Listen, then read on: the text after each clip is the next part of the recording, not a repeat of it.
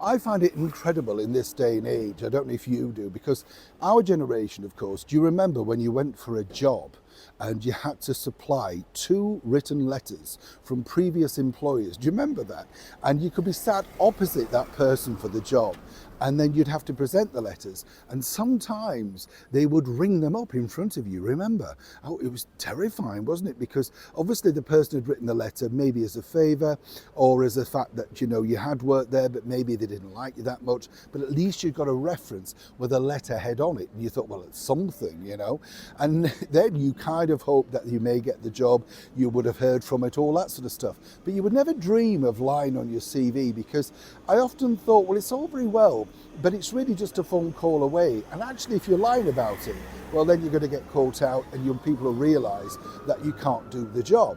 I mean, literally, I've had that experience when they said, have you had experience of making cocktails when I worked in a hotel bar? Absolutely. The only cocktails I'd seen was in a James Bond film, so a bit of a, shall we say, uphill struggle. We'll leave that one there. But of course, this is now not affecting the likes of the fact checker Mariana at the BBC. She's apparently the fact checker for them, but she lied on her CV too.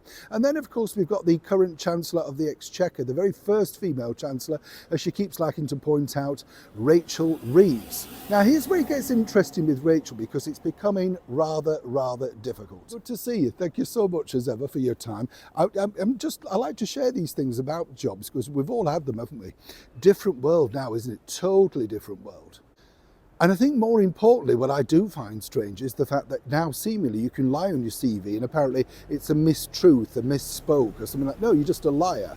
And that's the problem now for Rachel Reeves as our Chancellor. She's been caught out, doctoring her LinkedIn CV and clearly been lying literally to get to the top. Now, what happens, of course, is what you now need to do is verify it and back it up. I've been told from excellent sources inside Number 10 that Rachel's been bashing her mobile, basically trying to get anybody from her alleged time at the Bank of England and indeed the Royal Bank of Scotland to back up some of her more ludicrous claims, particularly to come out into the world's media. So far, no luck. Now, surely that's a red herring, literally, for the current British Prime Minister, Sir Keir Starmer. Clearly, she needs the bullet. She's lied, that's that. But no, the plan is simply this. You see, behind the scenes, what Downing Street are hoping to do is keep Rachel Reeves out of the media spotlight, really, until the new year. That's going to be tricky. And then, really, by the new year, this will all have blown over, Christmas, blah, blah, blah. No, this is how dense the current government are. People are freezing, yet you're heating migrants in 4- and 5-star hotels. You whipped away their winter fuel allowance.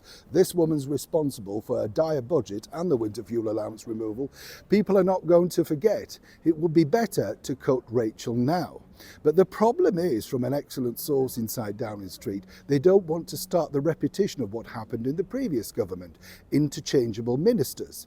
And they think that if they leave her in a position, no matter how bad she is, for the next year, that'll look at least like they've been a stable government. Not about your purse, your budget, your worries, no, about how it looks for them. And apparently Rachel herself believes that, well, Sir Keir won't fire her for some reasons. Now, what reasons could they be, do we wonder? Neil Sean in the very heart of London.